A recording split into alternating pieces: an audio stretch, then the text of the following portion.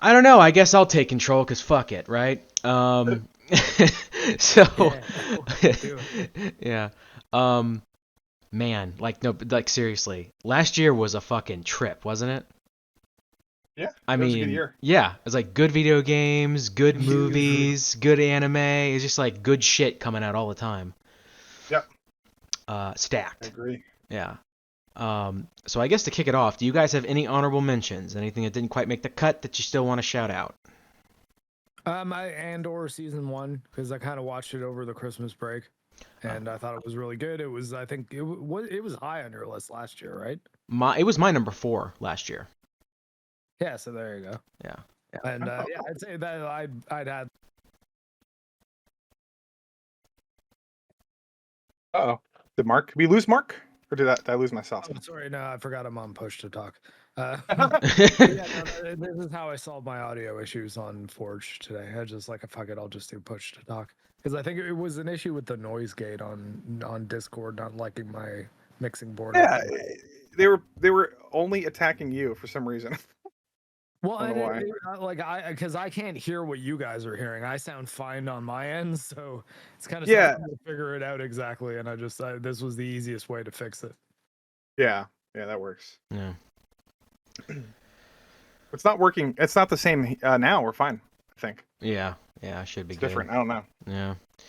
No, Discord usually is pretty clean. Honorable mentions are, for me, a lot of movies I watched, a lot of games I didn't finish playing but were really good, like Street Fighter 6. I didn't quite finish. Yeah, that's an honorable mention for me, definitely. Yeah. It's probably on that list. Yeah. And I then, hear good things. yeah. I hear good things. And I would say Armored Core is an honorable mention. Definitely Godzilla minus one. Yes. I would say a Maestro is close to making my list. I Bradley Cooper, Yeah, I fantastic. didn't see that. I hear good things though. I It's hear good very good. things. Yeah, I need to check Very that out at some point. I have a few. free on Netflix. Yeah. Oh, really? Okay. Well, there's no excuse then. Um, so for me, one of mine is the Swordsmith Village arc, actually, of Demon Slayer that we watched last year, along with X-Ray Girl. Pretty Yeah, good, pretty fun. Yeah. Missed the mark, at least for me, a little bit. It was a little quick. It was just like, let's eliminate two I can upper agree with that fives as in well. one go. And also, basically, no one died except for some random red shirts that make swords. But we've already talked about that ad nauseum. You can go to Mark's channel and, we talk about that plenty. I got a really great box set, In the Line of Duty 1 through 4, which is part of the golden age of Hong Kong cinema. It's the chicks with kicks, or the girls with guns, as they call it, Nice. starring kind of female action stars. I will say, if you've seen the Dollars trilogy, you know what I'm talking about when I talk about overdubbing, where Yeah. they record the movies basically just without any sound, and then they just dub I've it seen that all web, sir. after the case. Yeah, so if that is not your cup of tea, you're not going to vibe with these because it is very clearly overdubbed, because the audio channels for the dialogue does not match the audio channels for some of the action sometimes and some of the music, because obviously, it was dubbed after. But I don't have a problem with it. I'm used to it. It's something that for me it's relatively normal for me, just because of all the international movies I watch, especially the older ones. Henry Kissinger died last year, so that was kind of kick-ass. I was happy about that. I love him just as the inspiration of Dr. Henry Kissinger from Venture Brothers. Yeah. He flies away with his Mary Poppins umbrella, and then he goes off camera, and then you just hear, "My umbrella is caught on something. I require assistance." Yeah. So he's dead. Thank God. Took him long enough, I gotta say, but he's finally no longer with us. Thank goodness. And then I watched the Dungeons and Dragons movie finally. That was on my backlog for a while because I heard that it was surprisingly really good and pretty faithful and accurate to Dungeons and Dragons. And yeah, it really was.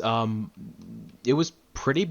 Honestly, it's probably about as good as a Dungeons and Dragons movie can be. Honestly, because there's a limit to how good you can be with D&D is like especially Faerun is a relatively stock fantasy world. Yeah. So you have limited mileage in terms of how good it can be.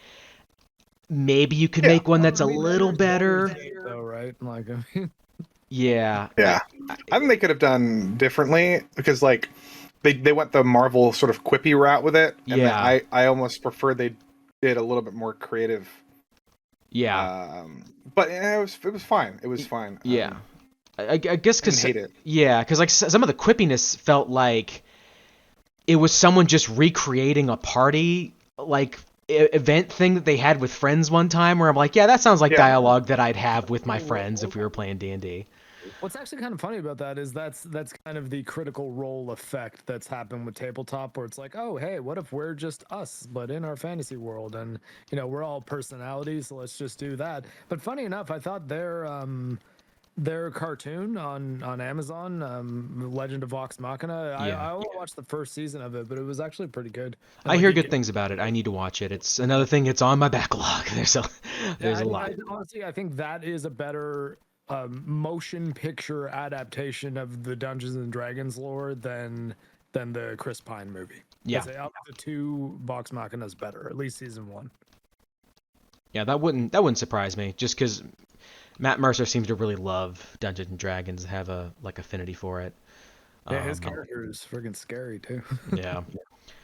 Killers of the Flower Moon didn't make the cut. It was good, but there's too much good shit that came out or happened last year, or that I experienced or watched or played last year. It's just too fucking much. So I had to make cuts. I had to cut Killers of the Flower Moon. I had to cut Oppenheimer, and I had to cut out the Roald Dahl short films that Wes Anderson made for Netflix, which are all fantastic. Very avant-garde in terms of their structure. If you haven't seen them, it's very well done. Wes Anderson he clearly loves Roald Dahl so much. I mean, especially like if you've watched Fantastic Mr. Fox, like he has such an affinity for Roald Dahl. Yeah, and then finally, Sword of the Necromancer, which also didn't make the cut. It is basically a Yuri retelling of Shadow of the Colossus as a roguelike dungeon crawler, basically, is how I would pitch it. Wow. Yeah, a female mercenary takes her girlfriend who's dead to some shifty god that's up to something. And, because of course it's going to go real well. If Shadow of the Colossus taught us anything, it's that it definitely goes well and nothing bad happens. And so, yeah, using the appendable sword of the sword of the necromancer, which of course, come on, you know where that's going. Come on. But it's fun. So is her lover dead, like the Shadow of the Colossus character? Yeah, that's what I'm saying. It's like a Yuri retelling of Shadow of the Colossus as a roguelike dungeon crawler. Because, yeah, her Gotcha. girlfriend's dead. She takes it to some shifty god and is like, yeah, use this sword of the necromancer and get more power by killing things. And I'm like, oh, okay. Yeah, I see where this is going. I played Shadow of the Colossus all those years ago. And I played it again for PS4. I know where this is going, buddy. You can't fool me. I have another honorable mention. High Rise Invasion. Ooh. Watch that anime. It's kind of like Alice in Borderland if they were only in the buildings and it was like a constant death match. Okay. But with tons of fan service. It's actually kind of over the top at times, but in a way that I found very funny. All right. Hell yeah. Yeah. Yeah. Okay. I just, oh my god, it's so many anime. It's 22 episodes, I think, and then it's over. So. Yeah. Or at least I don't know if there's going to be a season 2. Yeah. I just have a ton. I've been watching a ton of anime recently because I'm finally like, okay, I'm at a place where I have a pretty nasty backlog of both anime and video games, and the video games are going to take longer. So let's just tear through my anime backlog as much as I can. And so that's what I've been doing for like the past like month and a half. But with that said, Mark, do you want to talk about your number 10? Yes, I do. So I think I'll keep it going with anime because I want to put this one somewhere on the list, and I think around 10 is probably correct just because of how many great things there were this year. Though most of my numbering is going to be maybe a little messed up, and it might shift depending on when you guys bring things up. But my number 10 would be Chainsaw Man. Ah. I watched the Chainsaw Man anime this year, and it was that's not a chainsaw; it's my puppy Jojo, but. He's actually my little Pochita here. Yeah. She's doing that on her own too. I'm not like provoking that. It's just the other puppies near. But anyways, yeah, I thought it was an incredible shonen anime that was very like punk rock in an interesting way. Like all the characters were dirty and gritty and had lots of pretty crippling flaws, but they're also their lives are because their lives are in Rocky, because their lives are in constant danger. They also really live on the edge when it comes to things. Sorry, I got to deal with this puppy. It's fine. I love Chainsaw Man. So I actually watched Chainsaw Man this year, as in not 2023, but 2024. So Oh, wow. I will probably bring it up, actually, if we do this next year, about this year, because I believe it will probably be either number 10 or honorable mentions. I already have a very hefty list for this year because I've already seen a lot of cool shit, especially anime. Honestly, if we do this next year, the list might just be, so this is the year where everything is an anime. Because I've watched some really good anime this year. And one of those was Chainsaw Man. My only problem with it, and I guess I'll talk about this more when Mark gets back, but I felt like its pacing was a little too breakneck. I liked how quickly I liked parts of how quickly it moved, but then other times I'm like, okay, let me sit with these characters. I just want to simmer in this world a little bit. Just let me know, because there's without giving anything away, there's a character that dies, and the characters seem to think it's a big deal, but I didn't really care because I didn't. So I recently rewatched it, like within the last month. I rewatched it, Yeah, and yeah. what's really great about that character's death and how you're introduced to it is you're given just enough of the person to find them charming, and then the subsequent episodes, and especially what happens with their her devil, like that she has a contract with. Yes. And Yeah. how it absolutely how it affects Akio's story is so fucking good that I was like, oh man. Yeah, like even watching it a second time too, especially, you really just you feel that death even harder, and you realize how important it Yeah. is to Akio, and in a way, like even Denji talks about it more than maybe you think he does. Even like when in one of the last episodes, he basically shit talks an enemy by saying, "Yeah, you killed this person, and she was a bona fide hottie." Oh yeah. And all of his justifications for everything are through the lens of a horny 16-year-old boy. Like Yeah. like that's just sort of how he constructs his morality. It's like, hey, my goal is I want to live through this so I can touch some boobs, okay? Yeah. And hey, you killed that lady and she was really hot, so you deserve to die. Yeah. Yeah, I thought it was fine in terms of that character's death. My only issue, it's kind of the same problem I have with the death of Levi's squad happening right after you kill off Aaron's squad. Spoilers for Attack on Titan, by the way. And the problem I always had with it is that, okay, the characters care, but I don't give half of a shit. And I always find deaths in fiction to be far more impactful to me personally when I am in the same headspace as the characters. So in other words, like if they're feeling rage and I'm also feeling rage, that to me is really good. Or if, again, spoilers for Attack on Titan, which I'm sure we'll be talking about later, when Hanji dies, when they're feeling like sad, but also like you did good, you're going out like a champ, like Levi feels. Like I'm feeling the same way. The defense I'll give a Chainsaw Man for that is I think that the idea of some of the deaths being red shirts is even played with in an interesting way, because you have the two other new the two other new devil hunters, new public safety devil hunters Yeah. that are with them when they get trapped in the hotel in that arc. Mhm. And they basically both get shot in the head immediately afterwards, like in the next episode. And one of them though didn't actually. And then when that character comes back, she's fucking awesome. And Yeah. it's like, whoa. Oh, okay. So the timid girl who's always afraid of anything is actually like extraordinarily badass.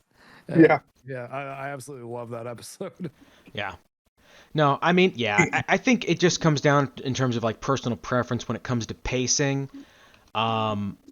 Just because I guess for me, it's always that fine line of you don't want to kill off too many characters, but at the same time you want to have narrative stakes. You know, you want to have stakes within your narrative, and so it's kind of like that balancing act. You know. But I think because of the nature of it and it being a shonen and also an offbeat shonen that doesn't really have too many of the tropes that aren't subverted in some way, if it's just the guy being not you're essentially your main character is a homeless dude who just like has the most base concept of the hierarchy of needs accounted for, and he's like the happiest person in the world, but he's not like Tanjiro where he's just a paragon of virtue. He's like a dirty kind of wholesome. And I think that having that function almost like an American superhero comic where like there's a couple of issues that do this little arc, and then I mean obviously it is a manga, so but I think that structurally it kind of seems to me more like just a superhero story where we're gonna keep getting more and more badass demons, but they do also establish the gun devil as sort of the big bad, if you will, though. Yeah. I mean, I don't know what's happening, but I also think that Makima might end up being like worse in some ways, because that seems, especially rewatching it seems like they're really hinting that like maybe everything was her plan. I had her pegged as like big bad. Like the second I saw her, I'm like, oh, I know what you are. She just manipulates Denji so perfectly, though. And I love Makima. Yeah. Well, that's the thing. From his perspective, it's like, he can't say no to any of this. Like, No. it is like he's not prepared to have the tools in which to even realize that this is a problem and to say no preemptively, because he's a hormone-filled 16-year-old kid who is impressed by having a clean bed to sleep in. Like, Yeah. throw a girl like that at him and he's hopeless. Yeah. Well, I'm gonna segue. Are we done talking about Chainsaw Man? I think that is the best animation of the year besides Attack on Titan. I think it's better than Kaizen. I think it's better than anything else besides the Titan finale. The Spy Family was the year before, wasn't it? Although I feel like Spy Family does not have that great animation. It's pretty solid, but it's not like Chainsaw Man to me. I think the animation is quite good, but I do think that its problem is it's got a lot of filler episodes. It's got a lot of two-part short episodes, like one short, another short, and I find that it breaks the pacing of the ongoing story quite a bit. Yeah. I love Chainsaw Man's animation, and I love Power. She's my waifu of the year. No. Waifu of the year. Power is probably my favorite female character from Chainsaw Man. I found her almost endlessly amusing in a very very good way. But segueing to another anime, my number 10 is Demon Slayer: The Entertainment District arc, because I watched both of them last year. And I found the Entertainment District arc to be just a little bit better and worthy of actually getting a number spot.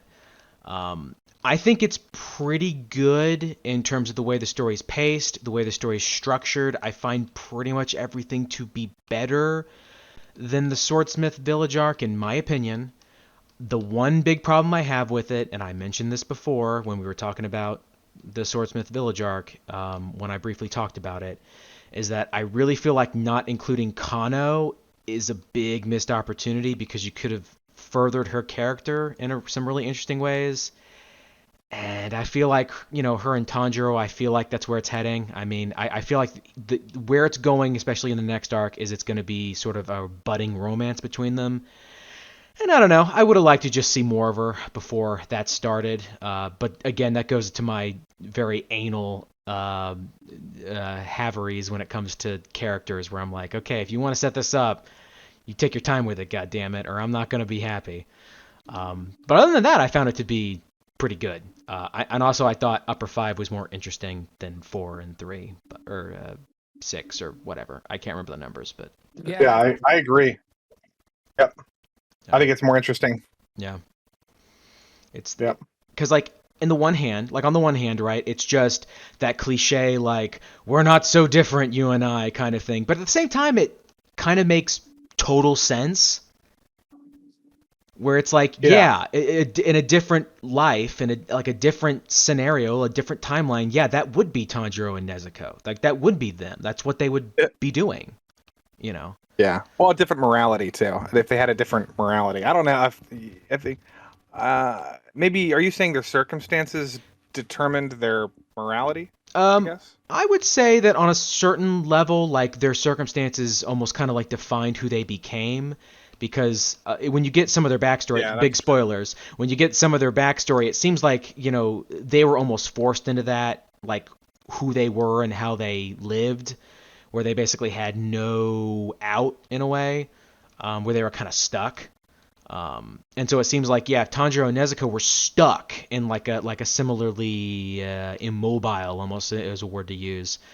They might have ended up the same way. And I thought that was interesting. And so somewhat cliche, but at the same time, something that totally makes sense in universe. That maybe go, oh yeah, that makes sense. I vibe with that. But that's all I had to say. I don't have a ton to say about this the Entertainment District arc besides like I love the animation. I loved having the boys doing boy stuff. Also pretending to be girls, which was absolutely hilarious. But yeah, just a really solid arc, and I'm glad I bought that on Blu-ray. Although, holy shit, Aniplex, way to fucking gouge my eyes out, because good lord. That sucker was like $100 or something? Yeah, nothing quite like buying anime and it's an Aniplex box set. Good lord. I probably have like $3,000 or $4,000 worth of Aniplex Blu-rays. But anyway, Lofty, what was your number 10?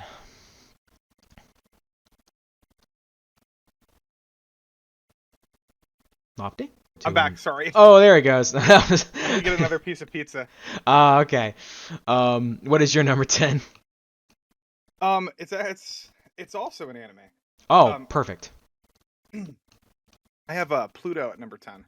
Ooh, I hear good things. Yeah. Pluto. I have not. Pluto is. Yeah. I haven't seen it. I hear good things. Oh yeah, I'm turning more people onto it lately. Yeah. It's sort of under the radar because I feel like Netflix is. I think it came out around the same time. Like something else came out too, like Blue Eyed Samurai or something that went popular, like more viral. Yeah, that's on my list. Yeah, and but I didn't see that one. I only saw Pluto, and it blew me away. Basically, Astro Boy meets Blade Runner. Ooh. And I love how adult and mature the themes are. It's so, and the fact that half the cast is like middle-aged men, and it's very non-traditional. It's not your typical anime. And all the characters are relatable, even though like they're, like I said, they're middle-aged, and it's not like an anime shonen at all. Yeah. And yeah, it just deals with themes of consciousness, humanity, because it's all about androids. It's very much like Blade Runner. Do androids have electric shape? Yeah. It's like, at what point are you considered a human? And in this show in particular, they can't tell the difference sometimes, so they have to use machinery that, like, you have to detect them. Very interesting. So it's like a Voight comp test, like in Blade Runner. Yeah, but it's more like they can even cheat that test. It's like they have to use like actual like magnetic like technology, image technology or something to just figure out who the android bodies are. Huh. But the yeah, and there's action, there's a rogue AI sort of villain that is not really, you don't really know what it is until about halfway through. and every episode has like this interesting theme. Like my favorite is about a musician, an old musician who's a composer, and he's assigned a butler, an AI butler, and the butler comes to his mansion. He's a recluse, this old man. He's just playing music in his mansion. Yeah. And the old man hates the AI because he's like, you can't understand music. Music's for humans. You're just a machine. Yeah. And that episode has a very emotional shift, and it's so beautiful. Nice. Because the AI is like very compassionate. It plays on a lot of what we're dealing with now with AI. It's very prescient, but I love it. It's my number 10. Well, before we get to number 10, Mark, fuck you, Lofty. Now I have another anime on my watch list. As if I didn't have enough that I was getting through. You add another. Well, to be fair, that's only 12 episodes, but they're an hour long each. So it's like Jesus. Yeah. Yeah, you little giggle. Or maybe 45 minutes to an hour, something like that. Okay. So it's probably like a 40 episode traditional anime or something. Jesus Christ. Sorry. Top 10, part 1. Lofty fucks up Kyle's day. Well, it sounds awesome. So I really want to watch it now. Okay. All right, Mark. What's your number 10? Or number 9, sorry. Number 9 is, this is a bit of a cheat, but I'm going to say Nintendo's first party output for this year for Switch. Nice. I often get a reputation as a Nintendo hater because I've spent a fair amount of the time that I've ever been on podcasts with Jeremy from Geeks and Gamers arguing with him about Nintendo.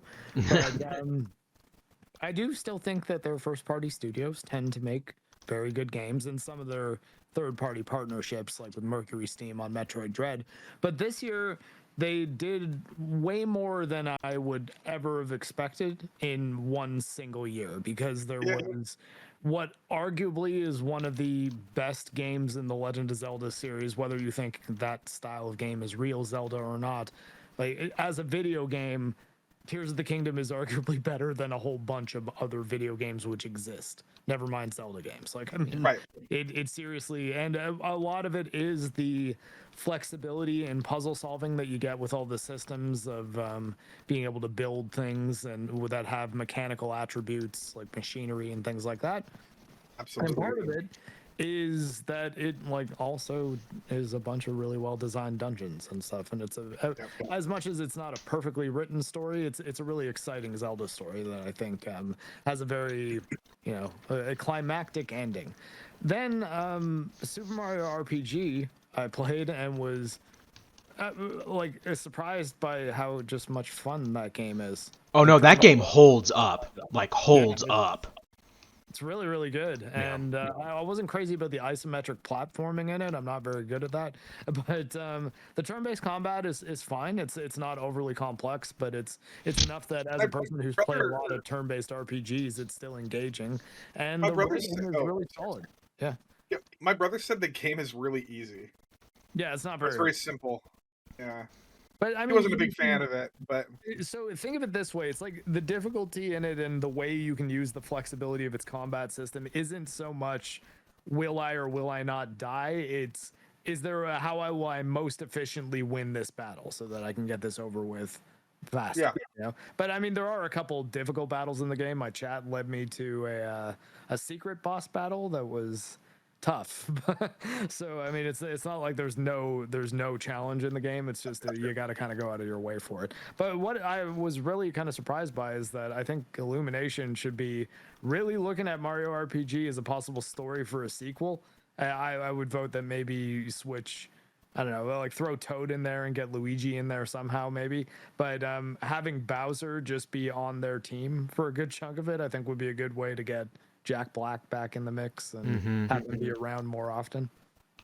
And it was cool in that game seeing Bowser and Mario working towards the same goals, but Bowser's still constantly sniping at him. He's just taking all these little quick shots. Nintendo had a big year. Yeah, Yep. and then the last one was Super Mario Brothers Wonder, which I I think love that. might be my favorite Mario game ever. And It was yeah. almost on my list. It's so good, dude. I almost Yeah. put it on my list. So yeah, Nintendo, you did good games on Switch this year. I still wish the hardware was more powerful. Hopefully, you'll address that soon. But yeah, that's pretty much it. Yeah. I will mention, Mark. At the very least, I know it's coming. I know this one's coming out on Switch, but so I know a few years back we went through a lot of the Fate universe on anime in terms of like the anime versions of it. Is Day Night actually being ported? Yes, after at no. long last, some mad bastard left an atlas of like the world on Nasu's desk in his office, and he was flipping through it and was like, "What's this thing right here?" And someone was like, "Nasu, that's the United States of America." And he's like, "What? Do people live on there?" And it's like, "Yeah, Nasu, there's actually a lot of people that live in America, actually more than Japan." And he's like, "What?" Your anime and play your mobile games, you idiots. Yeah, and so Nasu, whatever mad bastard left an talking about? atlas on his desk is a genius. Because after 20 years, not only are they porting Fate Stay Night, but they're porting Tsukehime too. I don't know what any of these are.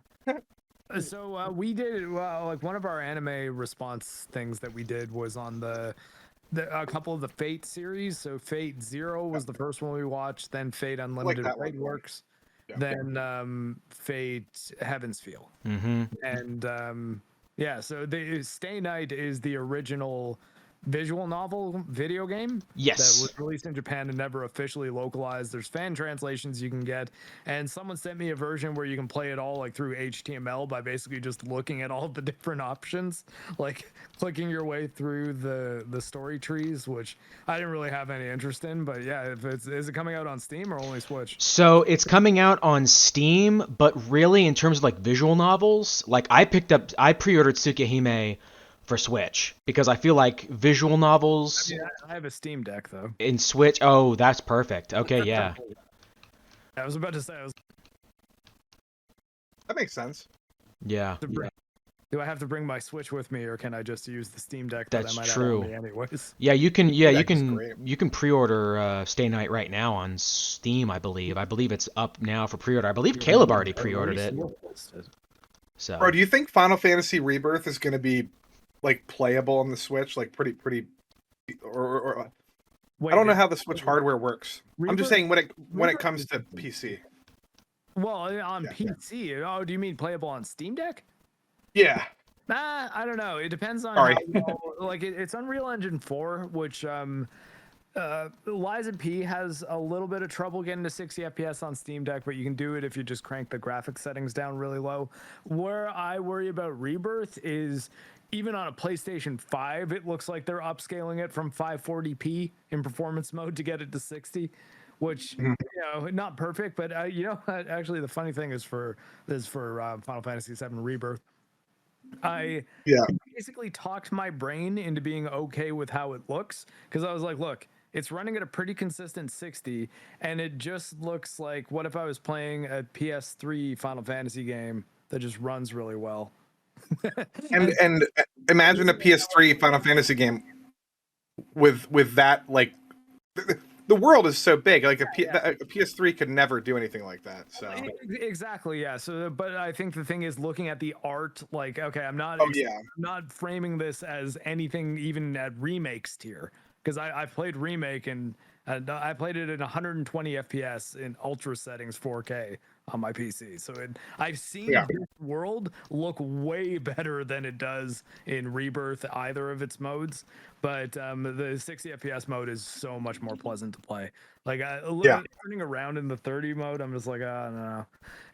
Basically, I wish it has the mode that I wish 16 had. If you guys, I don't know if you remember any of my complaints about 16, it was that it chugs to like 42 FPS, 50, then down to 16 when you're like walking around the world, but it just locks to 60 FPS in combat because it scales down the visual settings. And it seems like in Final Fantasy VII Rebirth, they're like, okay, well, let's get it to a consistent 60. We might have to just deal with really shit image quality for the most part, but it still looks good. Like, it looks good as the art direction. they're gonna update, I think, very soon. He talked about that. That's their first priority. When it comes to stuff like that, like those kind of updates for things like performance mode, it's usually like a little tweak. It might be a bit more consistent performance, but I wouldn't be expecting them to radically alter how good the game looks. I think it'll be I think we'll have to wait until That's true. Until the PS5 Pro comes out. But No. Yeah, and I'm just gonna wait for it to finally be ported to PC. That's a good move, but I think you'll love it when you play it. They've learned a lot of lessons from Yakuza.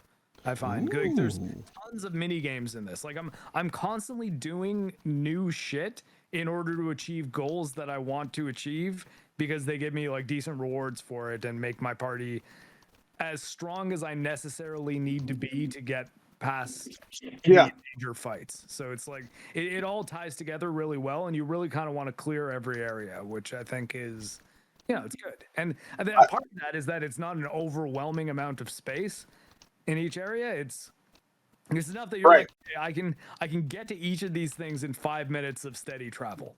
So I'm gonna just do that and go out there, and then you get to a tower basically, and you unlock like a fucking Far Cry tower, and then you get more objectives to do, and you can clear those out. And but like I've done like a turn-based strategy game, like a real League of Legends type deal. There's a pretty good card battle game in it too. Nice. I love it. It's the best game I've played since. Oh my God. I think it is a long time. It's the best 3D Final Fantasy game with real-time elements. Yeah. It's better than 16, it's better than 15, and it's better than it's a lot better than Remake. Like indescribably better than Remake. I want to be clear. I don't love Remake. I think Remake has good combat, but this is way better. It's a really poorly designed game, whereas this game, its structure is on point, and I was pretty happy to see that. No. Maybe I'll talk about this on next year's list. Yeah, probably when I get around to it. Lofty, what is your number 9? Oh, I lost my phone. It's right here. I have. Wow. Okay. I put Past Lives at number 9. Ooh, I hear really fucking good things about that movie. Fantastic. Depends on what kind of movies you like, but I mean, Past Lives is. If I were to compare it to anything, I would say it's very similar to like Lost in Translation.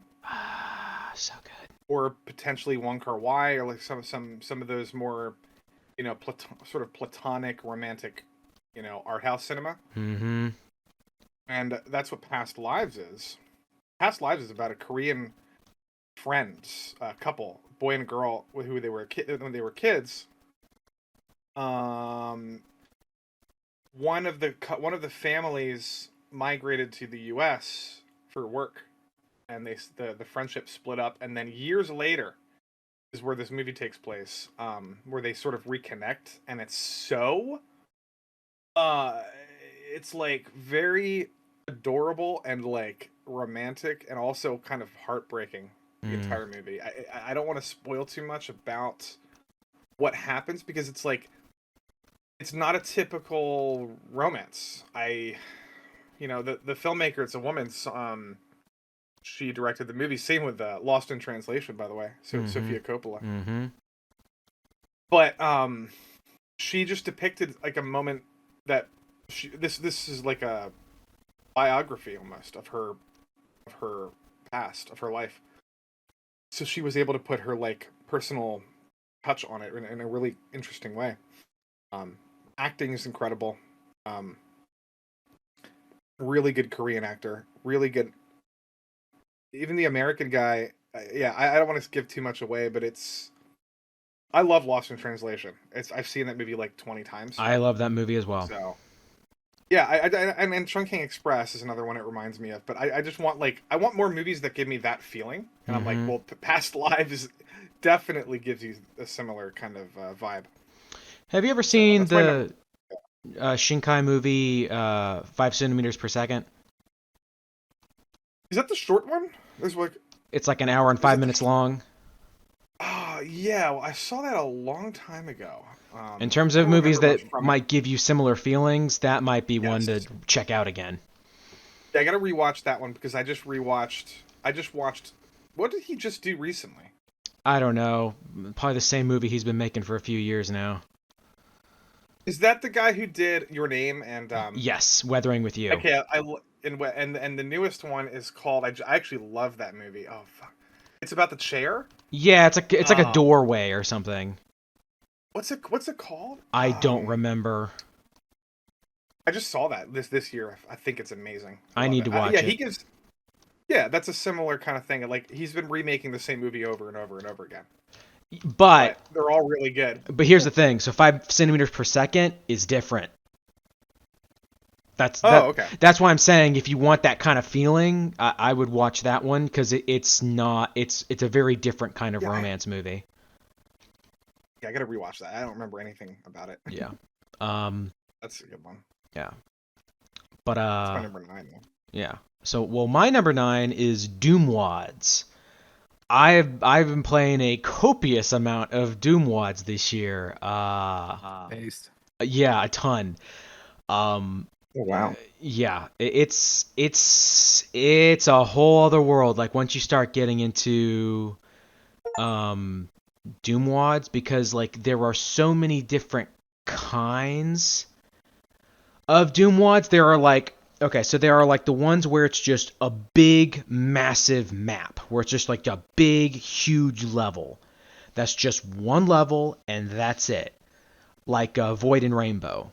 Like so Void and Rainbow is just a mega map, as it's called. And then there are ones like Sunlust, which is a mega wide, but it's not a mega level. It's like 22 or 23 levels, I believe.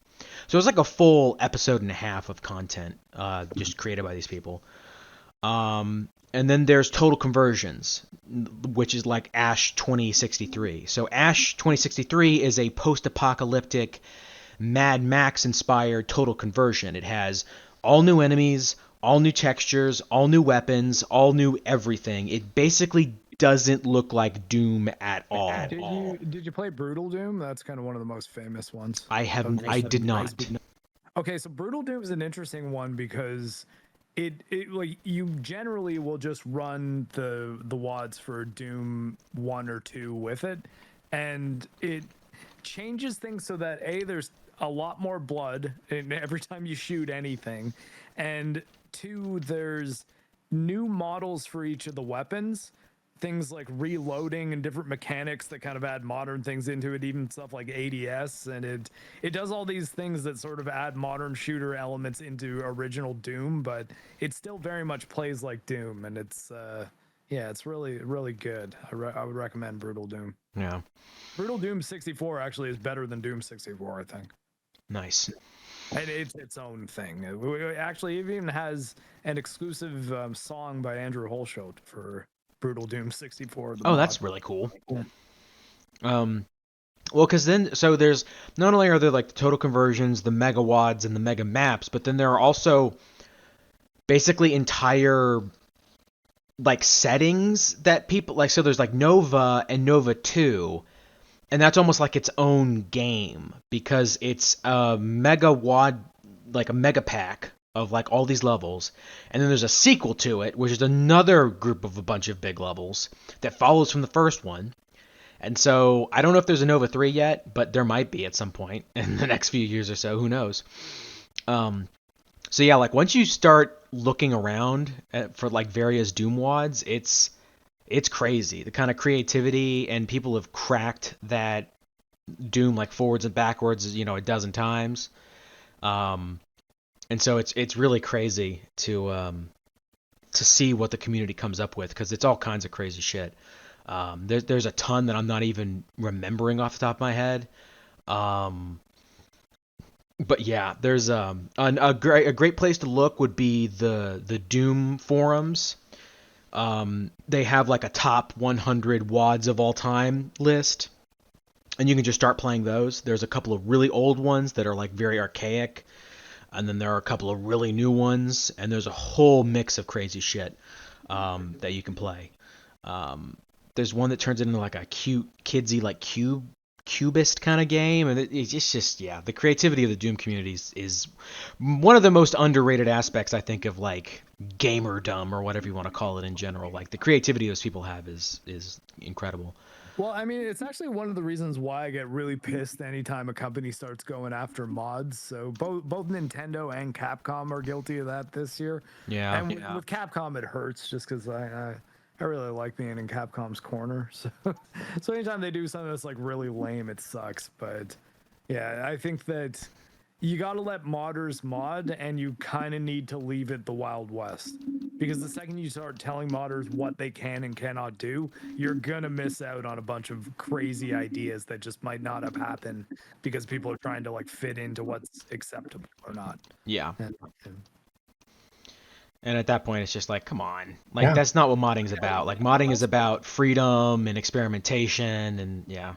well, and I mean, how many people get really into Doom mods and then don't purchase an actual copy of Doom? Like, it's a way that a game that was made in 1993 is still regularly selling copies. Mm-hmm. Granted, you can often get it for like $1 on a Steam sale, but hey, buy that. And guess what? You can install GZ Doom and just run all sorts of crazy shit with it. Mm-hmm. Yeah.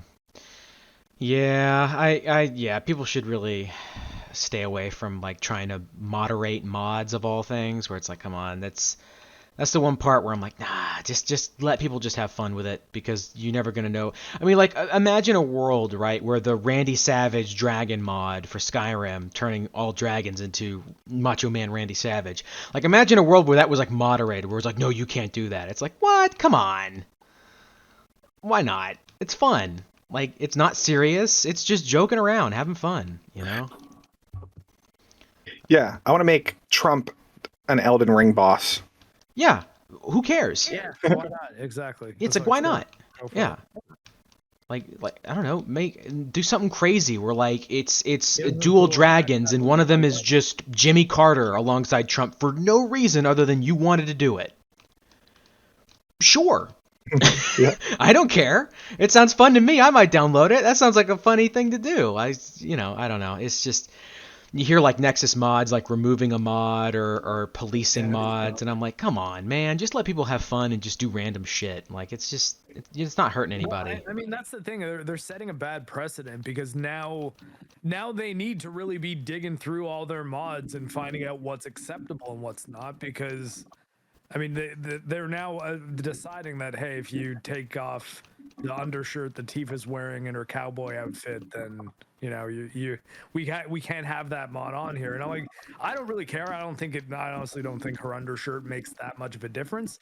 I just don't like the fact that mods are being policed like that at all. That's always the problem, is it's not the thing in and of itself, it's the policing of it that always makes me concerned. Deciding to police any of it is opening Pandora's box. Mm-hmm. Like, oh, well, it's like, now what constitutes a mod that's acceptable? It's Yeah. like, oh, well, I mean, 15-year-old girls can't wear cowboy outfits unless they're wearing a black t-shirt underneath. It's like, okay, now do we have to go through every game ever and make sure there was no one under the age of 15 who isn't wearing an undershirt? Like, it's like, well, Yeah. you could maybe do that, but it's like, once you start pulling down that thread, yeah, you'll probably actually end up catching people that are up to some actual shady stuff. Especially, I don't know, have we been seeing what's been going on with Vosh's computer lately? Yeah. Like, stuff like that'll happen, but at the same time, I'm of the mind that's like, well, kind of just let that stuff slide and keep an eye out with the people that are consuming it, maybe, but you've got to still kind of leave it the Wild West for the creative stuff to happen. And that means maybe looking the other way on a bunch of stuff that you don't personally like, because it offending you isn't a reason that it should be policed and not allowed to exist, I think. Yeah. Especially when we're talking about a video game mod where no actual people are being hurt. True. Like, but yeah. And plus, the really sexually explicit mods, I believe, are mostly contained not on Nexus, but on another website called...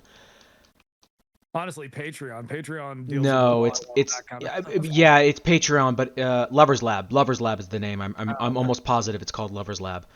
And so if you want really sexually explicit content, you go there. Nexus mods is just for random grab bag stuff. Actually, the sexually explicit thing is it's an interesting line of questioning to go down, because with now there being the possibility that it's going to be considered a form of fraud to make a pornographic video of a celebrity using AI. How does that jive with actual people who are like they're the basis for video game characters? So it's like, hey, wait, hold on. Now is like because this person is modeled after an actual human being, can we have like source filmmaker videos of this character, or is that now illegal because it's a real actress? Because like, oh man, I don't know. Yeah. The people making that kind of content though might be in for a rude awakening. Yeah. Yeah, it's just a whole thing where I'm like, oh, I don't know. Anytime anyone takes something that people are just chilling and having fun on the internet and is like, we need to police this, I'm always like, oh, come on, don't do that. Don't do that. You're just gonna make people mad for no reason. That's the guess is the other thing, is that you're just making people mad for no reason. Because it's usually something so arbitrary and simple, it's like, why even bother?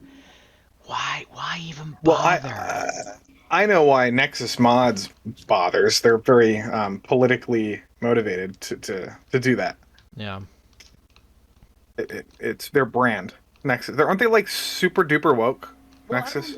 I don't think being super woke or like actively to the point that you're making business decision around it. No, I think it's a bad business decision. I think it's compatible with being a site which hosts mods for PC games. Because like no, you're gonna have things that are gonna offend some people. This is a place where people modify their games to change them and do cool stuff with it. And you know what? A lot of cool stuff leads to things that will offend some. Yeah. And I'm not defending all of it, obviously, but there's plenty of things that the Anita Sarkeesians of the world will say that is unacceptable. We need to get this off the internet and burn it forever. That most of us would be like, yeah, I mean that's just BioShock. Yeah. What do you mean? Stop it. Yeah. Yeah. Yeah. If I hop on my phone while I go outside, is that gonna fuck up the audio? I don't know. But I think it should be for you. Let me just try it quick. I mean, you can always mute your mic and then you'll be able to hear us. How long do you have to go outside for? I was just gonna go have a cigarette. I haven't had one yet. I've been streaming for like 7 hours. Let me see here. Let me. I think all I have to do is this. Oh wait, how's the call work? Oh yeah.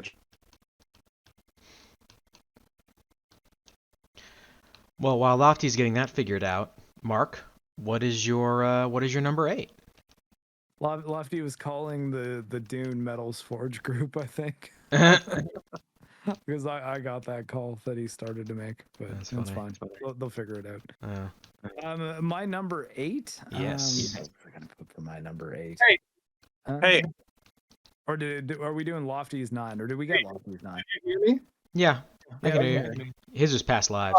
I accidentally joined the stream I was just on again, and I got the call. Oh shit, my bad. It's okay. I thought this was. I thought Mark was going to do his number 8 after this. That's why I was going to go. I'm trying to figure out which I should actually fire off as number 8.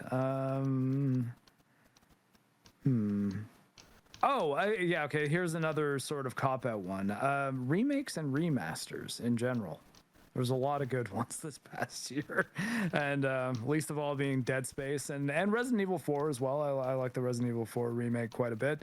The Quake 2 remaster was absolutely phenomenal. Night Dive's the same ones who just did the Dark Forces remaster that I was talking about on the previous show we were doing today.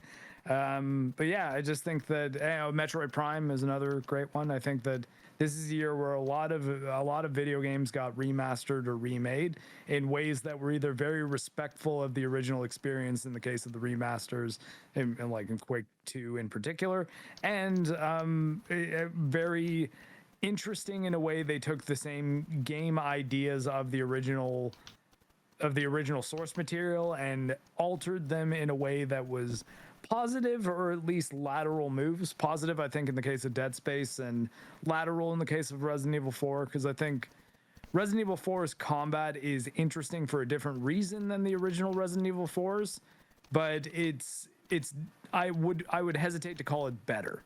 Mm-hmm. I strongly disagree. I think it's way better. It's so much more. It's so much more immersive. Well, And that depends. It depends. What do you mean by immersive? Like, is it just the visuals at that point? no, it's like the horror of running around in that world. The combat is more intense, I think. Well, I actually would argue that if anything, that's what the Resident Evil 4 remake loses out on a bit, because you have so many tactical options, and one thing I liked about Resident Evil 4 is that it was like the original. I mean, is that it was very much based on positioning yourself around the enemies, choosing your moments to stop, choosing your moments to aim, and utilizing your actual distance and position, as opposed to the entrance of special states. Do you know what I mean by that? By the special states thing? Do you mean in the new one? When an enemy's coming at you, there's a specific area of time where hitting the parry button will activate a parry. There's a specific time when they're running at you where hitting dodge will activate the dodge. But you can't just move back a little and expect to dodge it, because if they're activating that run at you, they're locked into that animation, and you have to hit the dodge button in order to break it. Whereas the original Resident Evil 4 was more, I've got to be far enough back that if this guy lunges, I know that I can take a few steps back to get out of the range and then shoot all three of them with the shotgun. Or then the guy holding the dynamite will be far enough up that I can just take one aim shot with my handgun, shoot the dynamite, and kill all three of them without damaging myself. There was more of that happening in the original game, and the limitation to the limits to what Leon could do, as far as things like hopping over stuff, crouching, doing like parries, like all the things that are in 4, those limitations I think actually create more intense gameplay moments. And because I played both of them one after the other a couple times, and yeah, I kept on landing on I think Resident Evil 4 is like a better video game, even though Resident Evil 4 Remake is definitely a much more contemporary and easy to recommend experience. Whereas to really get into the original Resident Evil 4, you do have to commit to understanding what the concepts of its control scheme are, and knowing that they were designed at a time where the basics of third-person shooter control had not been figured out yet. So, well, that's like Resident Evil 2 and the remake. It's like they're two. It's hard to compare the two because I see 2 and remake of 2 are so different that I actually so different. It makes it easier to just say they're totally different things and you should experience them both. Whereas I think Resident Evil 4 Remake gets close enough to the original that you could see that being one where people would recommend, hey, no, don't bother playing 4, go right to Remake.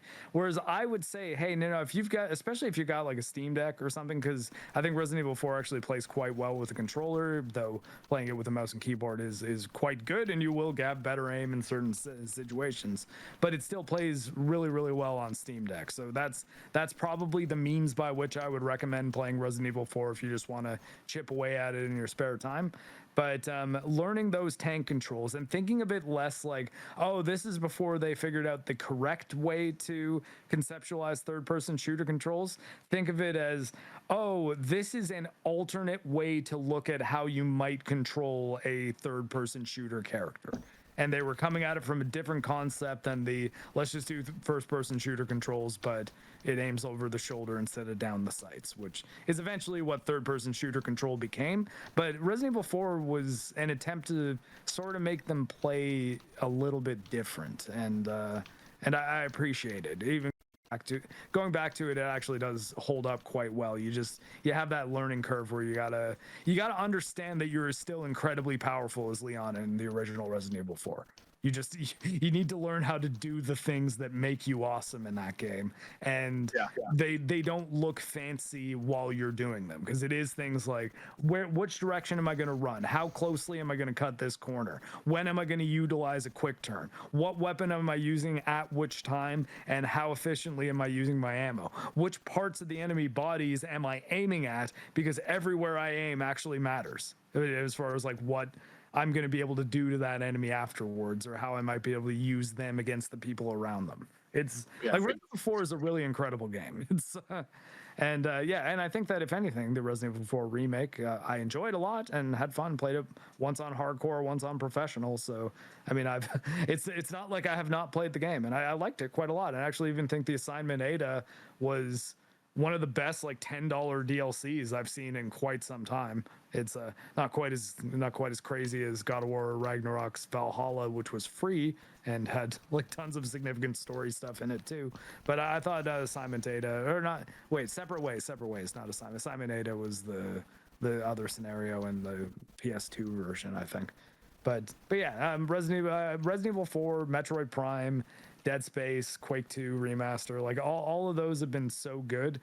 Oh, and Dusk HD, that's another one. So, a game that came out in 2018 got that was basically based around Quake 1 style visuals. Got an HD update that sort of makes it look different, but it still looks like old school low polygon art. But yeah, and it's they released that as free DLC too, which you could argue that's them remastering their own game and just making it an update. Okay, so Resident Evil 4 is kind of one of my like gaming blind spots. I have not played the original and I have not played the remake. What do you suggest I play first, considering I don't have access to a GameCube? I mean, you can emulate it is probably your best bet. But I mean, Resident Evil 4 is on everything, so you can just buy it on Steam for probably almost no money because the Capcom has a bunch of really big sales around the Steam sales usually. And if you are up for taking the time to understand the control scheme and learning to get at least okay with it, then I think you will really enjoy playing Resident Evil 4 and then playing remake as the follow-up as opposed to doing it the other way around, because I think the modern niceties of the way 4 remake plays might hamper your ability to look at 4 with clear eyes. Okay. Good and deal. then you'll really be able to understand if you bounce between the two of them and play them a couple times, and you'll be like, okay, I understand the differences. Okay. Yeah, that's one of those games that I have. In fact, Resident Evil in general is actually a gaming blind spot because I'd never played I bought the 2 remake and the 3 remake, and I was gonna play both of them back to back, and I didn't play either, and I still haven't played either. 2 remake is quite good. 3 remake feels like DLC for 2, but it's okay, I guess. But it was very overpriced at the time. Was that your number 8? Or that was his number 8. Yeah. Number 8 is like I did it. It was kind of a lump one where I put the remakes and remasters of 2023 in there. Yeah. Yep. It was a good year for it, to be sure. Dead Space. System Shock's another great one. Also, Night Dive too. Shit, that's another one I wanted to play and I didn't get around to it. I didn't finish it, but I got a good chunk of the way through it, and it was quite fun. Yeah. As a classic sci-fi survival horror game, but yeah, I need to play it. Yeah. But anyway, Lofty, you're number 8. Okay, let me pull my list up. Some of these are hard to rank. I mean, I would say that Anatomy of a Fall I have at number 8. It's another movie I haven't seen, but I hear really good things about. Yeah, Anatomy of a Fall is like it's like a murder mystery courtroom drama. Okay. But it's not a crime thriller. It's a drama. Oh, okay. So it involves like a mother, a son, and then after some flashbacks, and there was somebody dies in the movie, and somebody's accused, and we don't have all the information as an audience. Yeah. And the whole movie is like that. Like we are only sort of seeing half of the truth, the reality. And we have to go by the testimonies of the witnesses, the whether or not the people that are accused are telling the truth. There's also like a younger kid in the movie who's sympathetic, and he has an interesting arc in the movie. There's a dog that plays a part in the movie. There's yeah, but the it's brilliant. The writing is fantastic. It's up there to me with Anatomy of a Murder. I mean, Otto Preminger is like the only. There's some courtroom dramas that are really good, like, but a lot of them are older. Mm-hmm. Speaking of mods, I just got Final Fantasy 9 running at 60 FPS. Oh, there you go. Oh, I gotta play that. Did they fix the load screens on that game? I mean, I just fixed everything by installing a Good. shitload of mods. Yeah. But yeah, Anatomy of a Murder is a masterpiece. I actually have it higher than Pillars of the Flower Moon this year. Yeah. The actress is incredible. I wouldn't be surprised if she wins. The only thing is Gladstone is probably going to win for Flower Moon. True. Who's also really good. Mm-hmm. But yeah, it's a fantastic movie. Yeah, I hear it's yeah. Yeah, I have heard basically nothing but like fantastic things about Anatomy of a Fall. Like I've heard like good things and then good things and then good things. Just yeah. Yeah, and the movie takes place in France, so when they do the courtroom drama part of the movie, Mm-hmm. it's a French courtroom, and the nuances of the French court system is completely foreign to me, and I was learning a lot about it, and it's fascinating. Like the witness, you can call a witness, and the witness is allowed to cross-examine the defendant while they're on the stand. Huh. It would be like Amber Heard talking to Johnny Depp as she's on the witness stand and yelling back and forth at each other. That's your finger off, motherfucker. That's how the French court system works, and it's really interesting. Interesting, yeah. So, and then it's just fantastic acting and filmmaking, and another female director, by the way. Yeah. Fantastic, excellent. Yeah, no, movie. I hear. My number 8. Yep. Yeah. My number 8 is Crying Suns. S-U-N-S, as in like the sun. It is like if Isaac Asimov was a game creator, like an indie game dev, and he created Faster Than Light. That's kind of what Crying Suns is.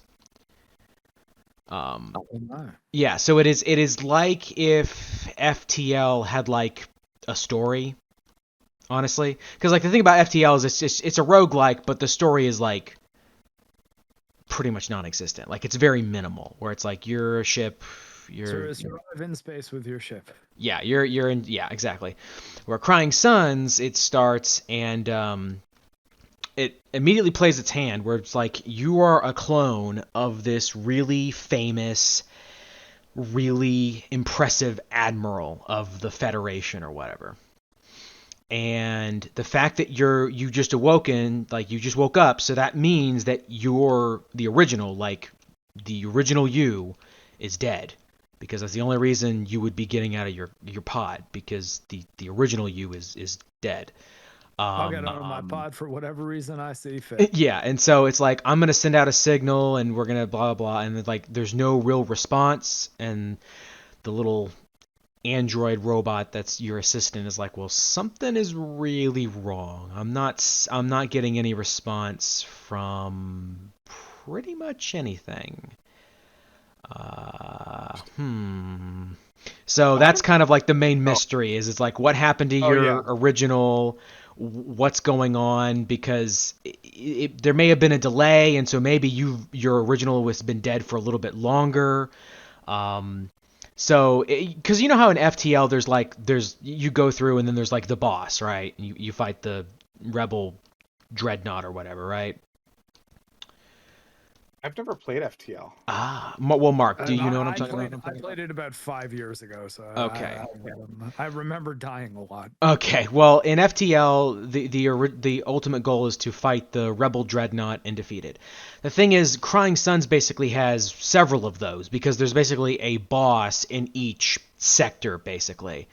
And and so there's like a religious zealot that is like, because there's some kind of disaster. And I kind of don't want to give too much away because it's actually it's a pretty fun game. It's actually a lot more complicated than FTL 2. And it's like, so there's like religious zealots like we deserve this because blah blah blah blah blah. There's more pragmatic people that are taking advantage of the situation. There's a lot of like different factions and stuff. And so the way the game works is there's a few different mechanics. The first one is just your ship. So you have a ship, you can get weapons, done. Like, simple. Just like FTL. Like, it's pretty much just FTL in that regard. It's not too complicated. Where it becomes more complex is that there is a rock, paper, scissors, fighter, bomber, like swarm, like robot, like droids fighter system. Basically, it's the rock, paper, scissors. And so you choose to deploy either fighters, all bombers. Like you choose your complement, and you don't know what the AI is going to choose, and the AI doesn't know what you're going to choose. So sometimes you'll go into a fight and you'll just body the AI's like fighter complement. You will just body them because they had no idea what you were going to deploy. And other times it happens to you. And so you have to make decisions on the fly of, taking fighters back to the hangar, having other ones go out and place. I like the idea of strategy with blind decision making, where like you legitimately can't tell what your enemy is going to do. Like, yeah. As much as it being based on RNG can be annoying, if it makes it very interesting to play those games with other people, I find, because you can actually play mental games with each other to anticipate what you're gonna do. Yeah, and the thing about Crying Suns is that you can kind of tell because the factions tend to play in slightly different ways, so you can sort of bank on, okay, well, I'm in this area, and I know how these people tend to be fighting me, so now this encounter I'm about to get into, I can kind of figure it out. That's not always going to be correct, but you can usually, you're not flying blind completely. But yeah, Crying Suns is really good. It has a really awesome pixel art style. I'm serious when I said it's like if Isaac Asimov was just a game designer. It really does feel like that. It's very foundation-y. Yeah, it's very, very Isaac Asimov meets FTL, which is, I love Isaac Asimov and I loved FTL, so it's right up my alley. So I highly recommend Crying Suns. You can get it on Good Old Games for like $10, I think. So. All right. Yeah. But with that said, Mark, what is your number 7? I'm gonna go with Hi-Fi Rush, game that is coming out soon on the PlayStation 5. It already exists on Steam, Xbox Game Pass, and Xbox Series consoles. It is a Devil May Cry style character action game in which you have that genre being mixed with Guitar Hero, effectively. Or Dance Dance Revolution. So there's a rhythm element to it, but in a way where you don't have to be on the beat in order to attack, but your attacks do significantly more damage if you're in time with the rhythm of the song that's playing in the level. So it doesn't stop you from controlling and make your actions wait until the beat.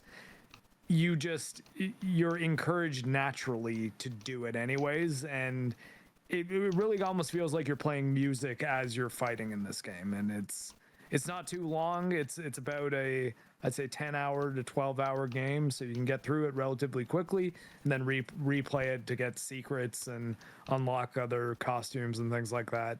And you can do it with licensed music as well, with bands like Black Keys and Nine Inch Nails. There's all sorts of cool stuff like that which happens in it. And or you can play it in streamer mode and then have songs which just very clearly sound like they're trying to be the songs that they are, but they're not. But have either of you guys played it? It's funny. I was just talking to Wade today. And he mentioned it as a game he was looking forward to playing at some point, because he was like, I really need to get that game and play it. It sounds like something I would love. And I'm like, yeah, it sounds really fun. And he basically described it kind of in a similar fashion to you. A little different, but I similar. will say this funny. I don't want to sound like I'm really ragging on Resident Evil Remake, and as much as I honestly don't think the Game Awards are really worth tracking at all. But when there were people complaining about a couple of the games that were nominated and saying, "Oh, Mario Wonder shouldn't be there, something else should," I was like, Mario Wonder definitely should be there. If anything, I think Resident Evil 4 Remake. Resident Evil 4 Remake, I think, shouldn't be there if Dead Space isn't there, because I think Dead Space is actually I think Dead Space Remake is legitimately better than the original Dead Space. I think that it's not something I say lightly, and I've thought about it a lot, and again played them both a lot back to back. And there's a lot of neat things that Dead Space adds, and in particular being able to explore the Ishimura freely and be able to handle objectives in an order that makes more sense to you as the player, and ways that encourage exploration and digging for secrets. And I think that makes for a more effective survival horror game than gated levels, which is what the original one had. And yeah, I think that Hi-Fi Rush though is the big one that I thought was being snubbed. Like Spider-Man 2, I don't think should be on any Game of the Year list if Hi-Fi Rush isn't, because it's like, well, Spider-Man 2's story is not very good. The combat in Spider-Man 2 is good, but the combat in Hi-Fi Rush is significantly better. And swinging around the city's fine, but the wingsuit kind of breaks the web slinging to a degree. So I'm like I don't see the argument for Spider-Man 2 over Hi-Fi Rush, or even Resident Evil Remake over Hi-Fi Rush or Dead Space, which I mean, I guess I'll put Dead Space on my list at some point. But yeah, I hear nothing but like disparaging things about Spider-Man 2, where it's like it's so overrated. I mean, I don't know. Like, I think a lot of people would argue at this point that it's underrated because there is a lot of people who really do not like that game. Now, again, like I enjoyed playing it. I had enough fun with it while I was in game. I thought the cinematics got progressively worse as the game went on, and I thought that ultimately the story was ridiculous. The character motivations didn't make any sense to me. The dialogue was much more cringe than any of the dialogue that was in the original game or the Miles Morales spinoff. And I don't know, just overall, it wasn't a very pleasant experience. Where Hi-Fi Rush, I loved every second I was playing of it. And ultimately, they play similarly enough in that they both have combat where the camera zooms out and you punch bad guys that are coming at you from all directions. There you go. With the guitar in Hi-Fi Rush, and you have to be listening to the music to really get the experience. But yeah, it's a good one to play with headphones on. Ooh, yeah, like really good, like Bose or Audio Technica, like really good headphones. It is not a good podcast game. There's plenty of games where you can throw on a podcast and have a pretty fine time playing it, but Hi-Fi Rush is not one of them. Yeah. No, I would describe games like Genshin Impact or like Vampire Survivors as podcast games. Yeah, I mean, I don't play Genshin, but both my brother-in-law and my wife do. And it's funny when I'll just hear Genshin Impact sounds coming from 2 rooms in the house. Yeah. So Lofty, what is your number 7? Number 7. Actually, I have to shift this around. I'm shifting it around. Okay. I'm putting my other one to number 6 and this one back. So number 7 is going to be the Bear television. Ooh. Television show. That's what the dude that was in Shameless, right? Yeah. Jeremy Allen White. Yeah, Shameless. Lofty, yes. You are never fucking invited to do another one of these with me and Mark again. You are drowning me in shit that I need to see / play. I have basically not watched anything that you're recommending, and I'm like, God damn it! At this point, I'm hearing too much about Shogun to not check it out. So Shogun is great so far. Oh, for fuck's sake! It's very early. I haven't watched it yet, but I've heard it's really good. I'm finna kick you boys. I can't take this. Well, the Bear, you can, if you had to, you can wait on it because it's still going. I would maybe wait until it's over and then you can binge like every season. Okay. You know what I mean? Okay. But or get caught up now because it's really freaking good.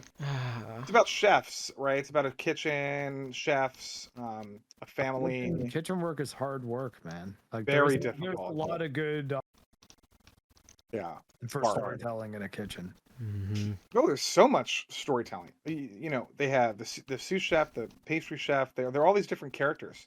The main character is a fine dining expert, like world renowned expert, but he's also kind of mentally messed up because in the first episode, you know, the whole show is about his brother. His brother gave him the restaurant after he committed seppuku. And that's the point of the show is I should be calling it seppuku every single time I want to say that word, because I know, right? Having to say things like unalived on YouTube. It's I usually say he committed Sudoku, but you know. Sudoku, yeah. That's not bad. Yeah. Seppuku, though, like at least you're actually saying what you mean. Yeah. Right. You're not censoring anything. I guess it's not ritual necessarily, and that's a key component. Yeah. But it's funny because we can talk about like the movie Suicide Squad, and that's fine. Well, I mean, I understand that. I almost wonder if they made a Suicide Squad game just so people couldn't say it without getting claimed. But everybody does say it on stream all the time. I know, and I don't know. I'm not sure if I've said it on a stream in which I would on my stream where I would know whether or not I got tagged for it. You know? Oh yeah. Like I don't ask everyone who's streaming on, hey, did we stay monetized that whole stream? Like, that's a weird thing to say, right? Yeah, but so I think the best part about the show is the fact that this guy's brother had this restaurant that he feels obligated to run now because he's dead now, and like otherwise he would be at the best fine dining restaurant in the world, and so he's in this Chicago sort of restaurant that's like kind of run down, and he has to like make it work somehow, and they're in debt, they have no money, it's so dramatic, and it's just all about kitchen staff, and it's very, I can't even tell you, it's very good writing and acting, and they're winning a bunch of Emmys, deservedly so. Like they're up, it's yeah, he won an Emmy, he beat Bob Odenkirk. You know, it's interesting. I think Bob Odenkirk should have won though, but yeah. But Better Call Saul was really good too. But loved it. I think I saw that. Was it last year? Maybe I should have had that on my list. I didn't even think about that. But yeah, because there's so much good stuff that happened last year. Yeah. Yeah, Better Call Saul's amazing. Yeah. That's my honorable mention. The Bear has what's his name? The Punisher. John Bernthal. Oh yeah. It has Tony. It has the Halloween chick. I'm tired. I can't remember anything today. The Halloween actress. Like Jenna Ortega, like her? No, the older woman. Jamie Lee Curtis. Jamie Lee Curtis. Yeah, see, that's what I mean. I was like, do you mean one of the new Halloween movies, or yeah, my bad, the original one? Or no, so wait. Jamie Lee Curtis is the mother in the show, and she is. I've never seen her act better. She's better than she was in Everything Everywhere All at Once. She's better in The Bear. She's much better. And just top tier acting. Bob Odenkirk is in this show. Actually, I forgot about that. Yeah, he's a bit part in the show. But having worked in fine dining for like 3 years, and then also waiting and bartending and catering, I probably like it slightly more than other people, but everybody else seems to love it. So it's that's a very, very, very popular show right now. Yeah. Among a sea of a lot of sort of lame television content, it's like one of the better ones, in my opinion, at least right now. There's some good ones out though this year. Masters of the Air is really good. Yeah. So The Bear is my number. Was it 7 we're on? Yep. We're on 7. Yeah. I can't get enough of it. I binged all of it at once. Yeah. All right. So my number 7, the beginning of the hot takes. My number 7 is Attack on Titan, the real final part. Oh, I don't think that's a hot take. It was really good. That's my. I wanted to put that on my list, but I left it off because I didn't think it's just like one episode. But actually, I could have included it. It's 'Cause basically really a whole. fucking It's good. basically a movie. It's basically a Yeah, movie. Yeah. I think that's what's hard for me about Better Call Saul too, because I'm like, well, I don't know if this was like the Better Call Saul year because I've been watching that show for a very long time and I've liked it for a long time, but it was a very good ending. But also, you're right. Like, Yeah. it didn't really occur to me as something I should be putting on the list, even though it's definitely one of the best shows I've ever seen. It is. It is. It's like, I think that's the Mark cut out. Yeah, Sorry. mark it out. We can't look at these lists as definitely definitive, the things that we mean forever, and there's no changing it. Yeah. Like, all of these, I think if you ask me on a different day, I could probably shuffle around the order or leave some off, Yeah, for get sure. others, or you know. So Yeah. we're just having fun here, is I guess what my point is. Well, I mean, I changed my order in the editing last year because originally my number 6 was Andor and my number 4 was House of the Dragon, and I rewatched both, and I'm like, I think I like Andor more. I think I like Andor more. So Like yeah, Andor a lot, I think I would still put House of the Dragon above it personally. yeah, I liked House of the So, I Dragon a mean, lot the too. But prison arc of Andor, I think, beats any one arc in House of the Dragon. yeah, that was yeah. But I think the Viserys' scene in the throne room, I think, also tops any scene in Andor. And like Kino Loy's speech at the end of the prison arc is pretty fucking good. So, it is. Yeah. that's a compliment to what's his name, Paddy Constantine. Mm-hmm.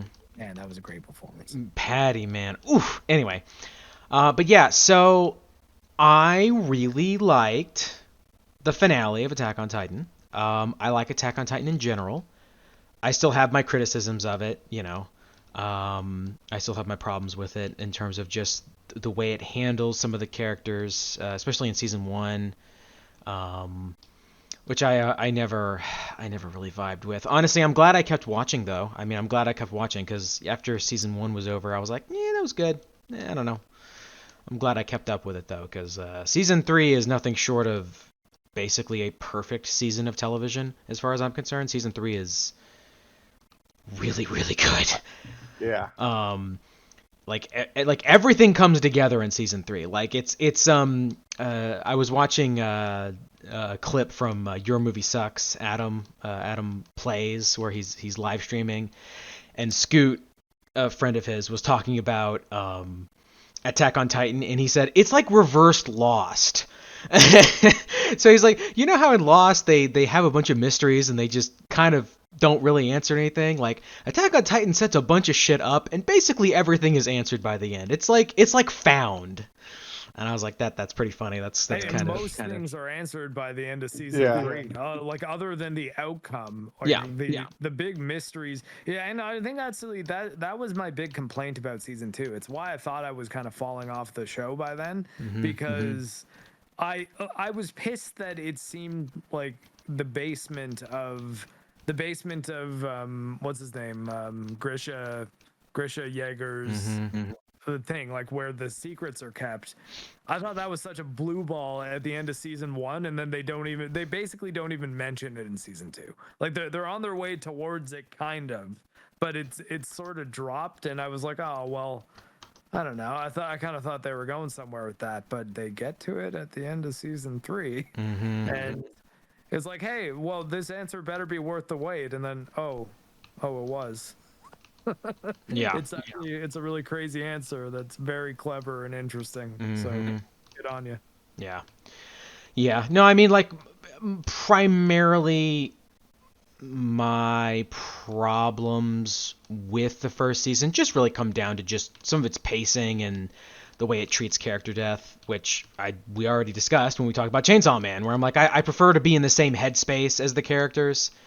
And whenever I'm not, like sometimes it works, but most of the time I'm usually just mildly annoyed. Because I'm like, I would like to feel something with you, main character and supporting cast, who is also crying and yelling, but I don't really care. Can we move on, please? You're kind of wasting my time. But the finale was very satisfying overall. I thought that it kind of tied everything up pretty. It was pretty satisfactory. It tied up everything in a way that was well done, and I thought it was well written in a way that I looked up the manga, by the way, after the fact, and yeah. Oh, are we talking about the ending of Titan? Yeah. Talking about? The manga was rough. Like some of the dialogue, I'm just like, no, Armin, what are you saying, my guy? Yeah, I can. It's one of those things though. Whenever I talk about manga, and I have problems with Kaisen, which I'm not going to get into, because I watched that this year and not 2023. I finished season 1 like 2 days ago. Yeah, we'll probably talk about that when we talk about top of 2024. But like, it's kind of the same thing I have with Kaisen, where it's like some of its pacing is just it's just a little. I like that it has a Full Metal Alchemist Brotherhood tone. It's like it easily jumps between pretty dark, grim, serious magic stuff and lighthearted, slice of life, where power of anime buddies kind of comedy. Yeah. Well, that's season 1. Season 2 is another story.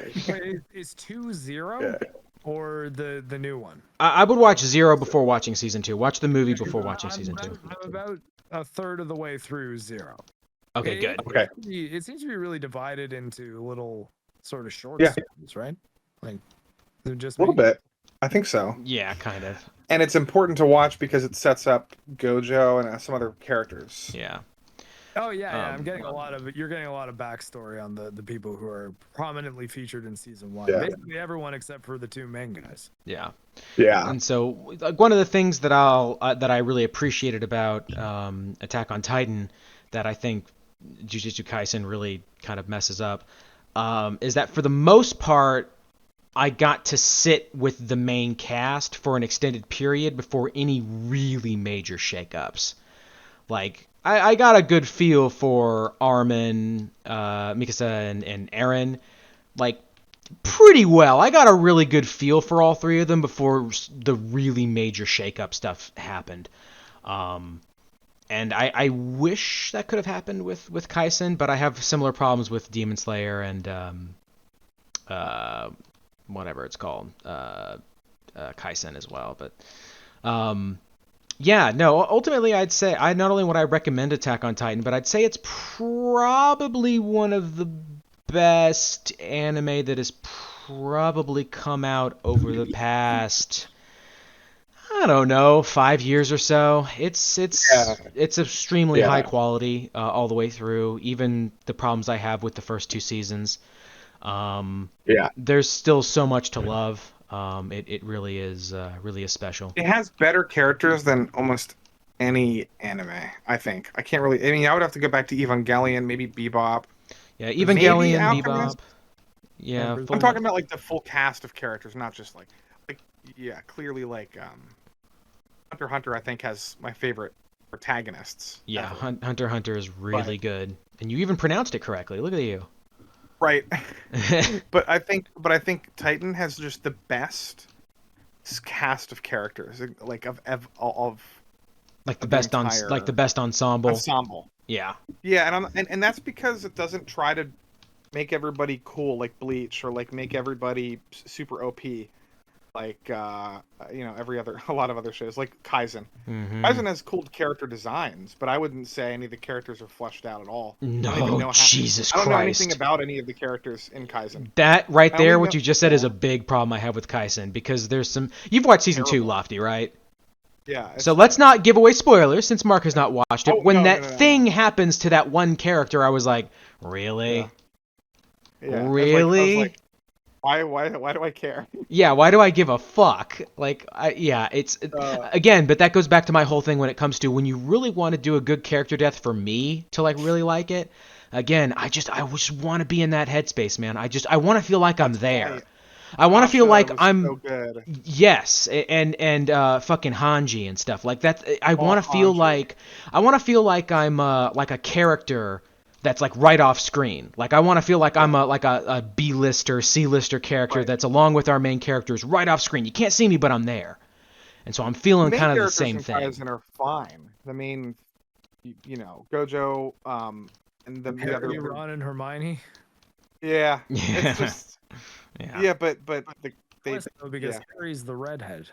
Yeah. yeah, yep. Yeah. But I think, yep, Titans. I should have put it on my list actually. Yeah, no, yeah, just Titan as just a narrative is very forgot tightly to put it on. constructed. You know, for some of the sloppiness again for season 1 and 2, it's very clear that Isayama had plans. Like he knew where the story was going from the first chapter / episode. Like he knew where it was going, and I think that speaks volumes to him as a writer and as a creator.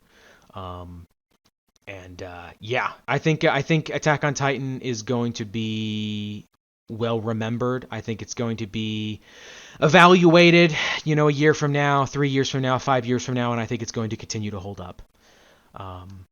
But yeah, I think yeah, nothing but love for Isayama and the team at Mappa and what was it before? Wit, right? Yeah, Wit. Yeah, for Wit seasons Studio. 1 through Yeah. Wit Studio did the first 4 seasons. Yeah. 3. Studio Wit. Mappa Yeah. has been all Three, of three. the 4th season, the final chapters. Yeah. Yeah. No, it's yeah. I Attack on Titan's I good think shit. they're both good. Like the same thing with Vinland Saga. They both did parts of the Vinland Saga too. Appa did the first, second season, and then Studio Wit did the first season. Really? Huh. Yeah, a Vinland Saga. Yep. That's another one on my backlist I need to watch at some point. Jujutsu Kaisen, Chainsaw Man, and Hell's Paradise, and Attack on Titan all being in the same year. Like, or I mean, at least me all seeing them in the same year. It's honestly really maybe give me a lot of respect for Mappa. Like they do some good work. Yeah. Hopefully And, they like, get to rest. Hopefully they get to rest. You're one of the only people that I talk to that likes Hell's Paradise. I like it a lot, but I get a lot of pushback. I like it. I think it reminds me a lot of that movie Annihilation with Natalie Portman, but That's what I thought. that's what it's got. I think a cooler premise and it has more straightforward lore and lore that is much more suited for the sort of shonen anime that it is. Like it's. I mean, I think like that's the thing. Most people, the complaints I've heard is that Gabimaru is just too overpowered, and I'm just like, well, I don't know. It's a shonen. Like they're all often pretty overpowered, and to be fair, they do a pretty good job of showing that the enemies effectively should be indefeatable. Like you see some of the things that they can do, and you're like, there's no way you can functionally fight this thing. And you kind of have to make a character that's really overpowered in order for it to even make sense why any of them are alive. And yeah, I really like the samurai girl too. And the ninja chick's really hot, but she got poison skin. So rogue, right? Well, no, it's like she can excrete like a sweat that's poisonous. Ah, You don't okay. even really notice, and it's she can excrete a lot of it and then do this like crazy slippery shit too, like Lift from like Sanderson.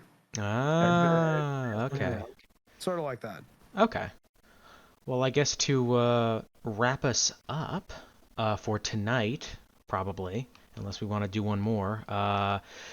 Number 6. Mark, what do you got? I'm gonna go with Final Fantasy 14. I am not a big MMO guy. I played World of Warcraft for 3 months after my high school girlfriend and I broke up, and I decided I needed to stop because in those 3 months I spoke to no other women. And I got into playing Final Fantasy 14 a couple years ago when X-Ray Girl and I were playing it with Az and a couple of people from just the general like FNT community, and I really liked it. And I got through all of A Realm Reborn, but I hadn't pushed through the patches between Realm Reborn and Heavensward. Mm-hmm. And and then 16 came out, and I kind of got like reinvigorated to be like, okay, Yoshi P is like, he does some cool story stuff by the look of it in the lead up to 16. So I decided to start replaying 14 again.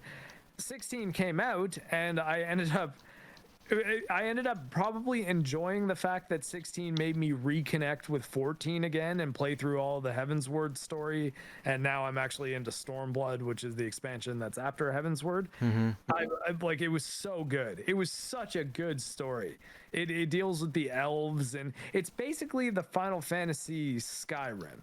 But instead of Skyrim being sort of a weak main quest about dragons, it's like the main quest about dragons is it's got about as much story content as a full Final Fantasy game. Just in Heavensward.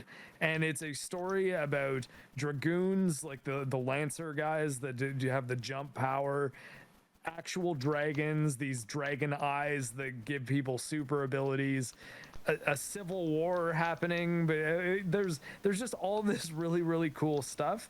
And the characters that might have seemed one-dimensional or two-dimensional maybe in the first game, like a lot of the, you could call them the party members, even though they're not fighting alongside you most of the time. They're effectively your party members in the context of the story. They're the ones that in story events, they'll be in the cutscenes, they'll have a bunch of dialogue, you know all their names.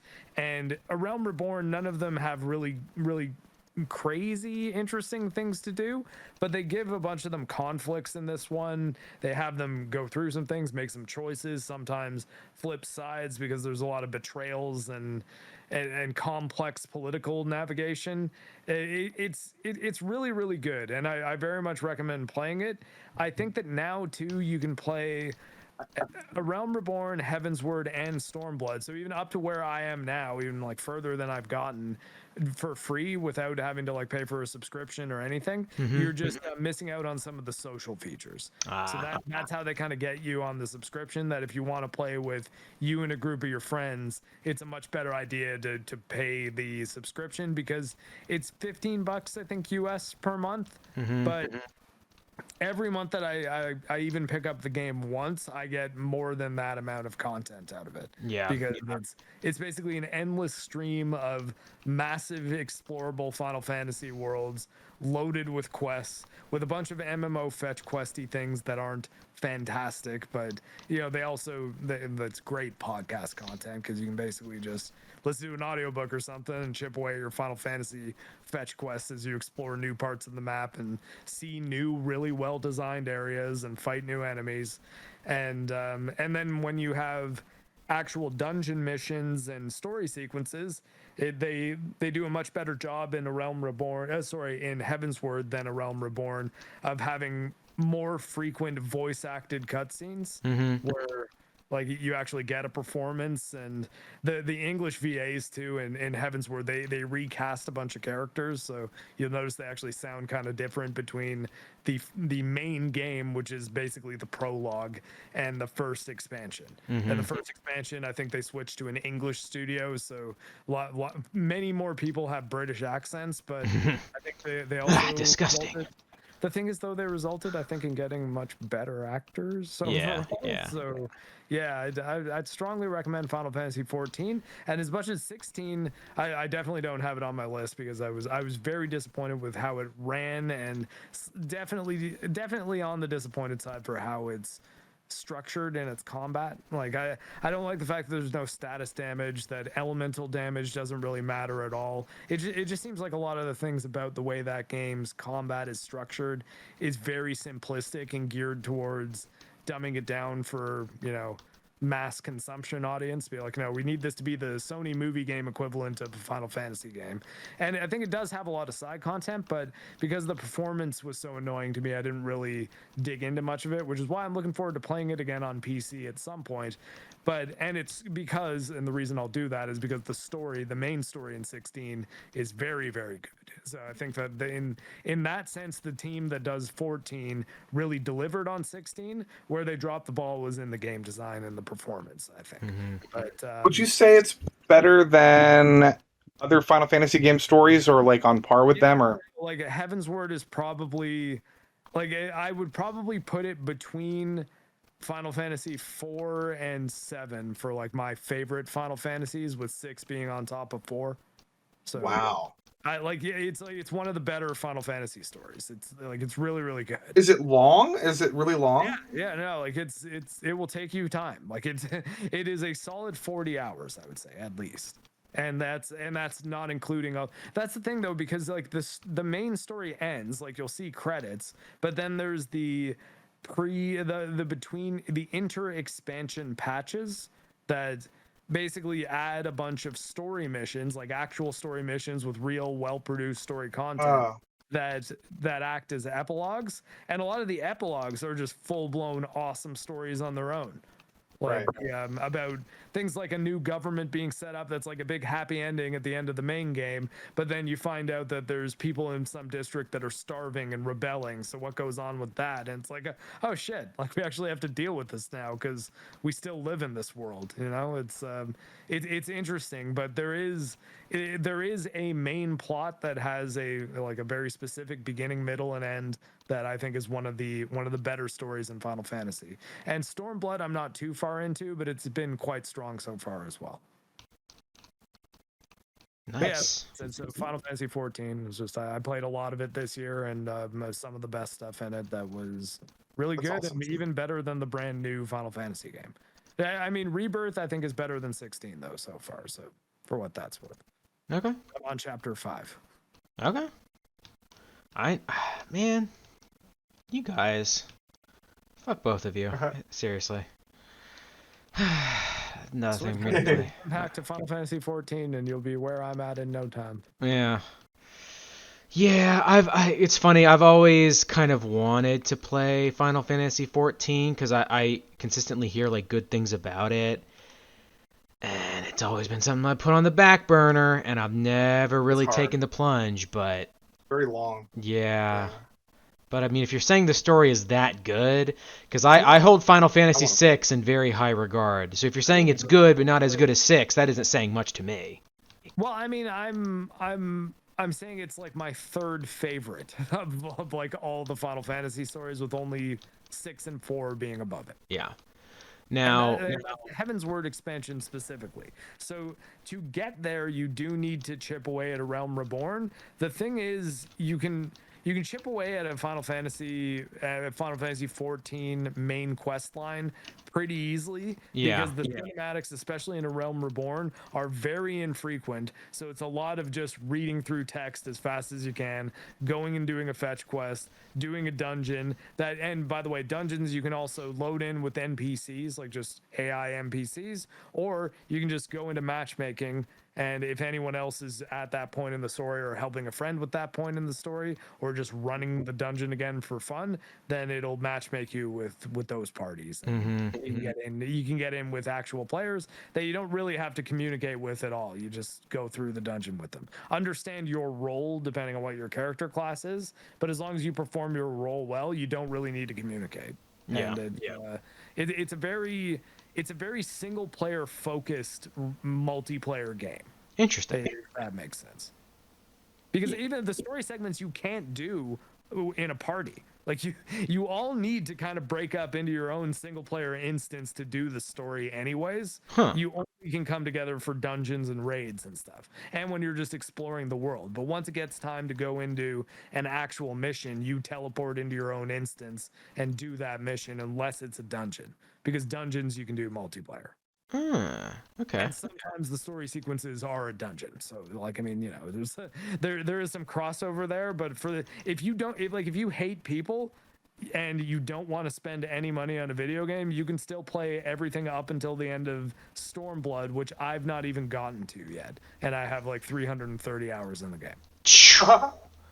That's crazy. Damn, son. All right. Yeah, but I've also leveled up a bunch of different classes and stuff. So I have a few different tanks. I have a Dark Knight and a Paladin. I have a Ninja and a Samurai. The Samurai is my highest level one now, but I have all of those other characters. The Astrologian is my healer. I have all of those leveled up to the max that you can get it in by the end of Heaven's Word, including gear score being max. So a lot of that is me just wanting to put more time into the game so that I can play the missions differently. Because playing as a healer is a much different experience, and you have a much different set of priorities in any given encounter than if you're a tank or if you're a damage per second guy. Okay, so and speaking of classes, what would you recommend for someone who's like just starting out with the game in terms of like I say tank is a good first class because you're very important, but it's also quite easy to pull off what you need to pull off, because all you really need to do is have your aggro stance activated, and it will start making enemies draw towards you over other people, as long as you're doing some damage to them. So at first you'll just have to like target them selectively and then hit them each one, and it's active time turn based. So you're attacking at a set interval, and all of your more powerful attacks are based on little cooldowns. So you can't just be, it's not like Devil May Cry. Like, you're not just firing off all your attacks. You're deciding which order in which you use which attacks on which character. And as a tank, all you really have to do is use your area of effect hits. Like if there's some attacks where you can spin around in a circle. And what that does is it'll just hit a bunch of enemies and get them all to target you. And all you have to do is keep on armoring yourself up as much as you can when you see a big attack coming in, and allow the healer in the class to heal you up, and that's it. It's it's sort of the rest of the team's responsibility for both you to stay alive and for all of the enemies to die fast. All you have to do is keep the other people from getting hit. You just need to keep the enemy's attention. So it's sort of the easiest one to do if you don't have a good sense of how the game's played. But basically it's like, you can almost imagine it like playing an old turn-based Final Fantasy game, like Final Fantasy 7 or 6 or something. Okay. But you're only controlling one character, and your turns are at a set rotation. And some of the moves you can't use for 5 or 6 turns until you're able to get them back. But you're deciding which of your abilities to use in which order against which enemies, as well as positioning yourself with the left stick. So that's the real-time element. It's basically the defense. It isn't blocking, it's just positioning. So it's get your character into a place where they will not get hit by but like, I mean, if you're using melee class, they will be in range to get hit by some attacks, so you also don't need to worry about blocking attacks the way you do in something even like Rebirth, or parrying them or dodging like you do in 16. It's more turn-based, even though it functions on a real-time clock. Okay. Yeah, that makes sense. That reminds me of Wait, have you played 12? Exactly. I was just about to mention 12. It's 12. 14 is 12 but newer and snappier. Like a little bit more engaging, but basically that same combat system. Oh, that's actually really cool, because 12 is probably my second favorite Final Fantasy game, actually. I really like 12. Yeah, I think you will like 14. You should give that trial a shot. Okay. Yeah, that's right up my alley. Yeah, no, that sounds great. So, with that said, yeah, I gotta try that. All right, Lofty, give it to us. What's your number 6? Okay. Number 6 is I forgot to mention an honorable mention. Okay. It would have been Vinland Saga Season 2. Ah. My only problem, because that's one of my favorite mangas of all time and everything. The only issue is I think the show, I think the manga's better slightly, just in Season 2. But I still love Season 2 of Vinland Saga, but it just didn't quite make the list. But it's a different anime at number 6, is Ranking of Kings. Ah. Number 6. Okay. Yeah.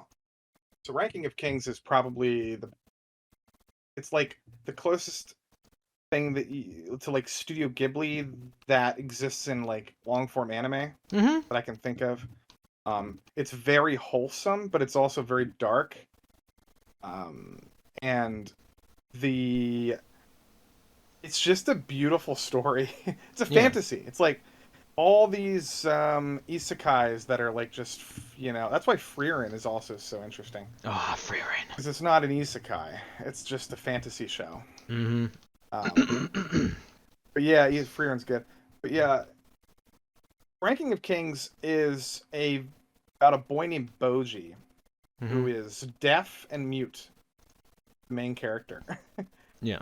And he can't hear and he can't talk. And he's the heir to the throne. His father passes away, and he's supposed to be the king. But there's some betrayal. People don't think he's fit to be a king, so he's like sort of betrayed, and he has to go on a journey to become stronger. Basically, that's kind of the gist of sort of the season. But like, there's so much nuance and emotion, and it's very emotional. Every character is really well written. Animation's adorable and simplistic, but like really good. It's Wit Studio. Ah, okay. So Yeah. the music's great. His best friend is a shadow named Kage. And it's just literally a shadow, magical shadow, and it can do a lot of really interesting things. And his stepmother is sort of like maybe evil, maybe not. His brother is interesting. There's a villain that is potentially one of the best villains I've ever seen in an anime in terms of being a threat to everyone. He's just horrifying. His name is Oken. And he has some insanely demonic abilities. It's just, but it's the writing that makes it so good. It's just, I think it's the, oh man, I watched it last year. I don't know if it came out in 2022, but I saw it last year. But it's peak, it's anime right now. If I had to recommend an anime, it would be that for sure. Okay. Over Pluto probably. It's hard to recommend like Chainsaw Man. Some people won't like it. You know what I mean? I think everybody will like Ranking of Kings. And Boji to me. Chainsaw Man is honestly a show that I think if you watch the OP, if you like the song, I think you'll definitely like the show. Oh, the song is great. The cinema, but it's just one references. I think the theme of Chainsaw Man specifically just fits the vibe of the show probably more perfectly than any other anime OP. It's just this heavy bass line, kind of grungy punk song, and and there's a lot of cool like movie references in the opening.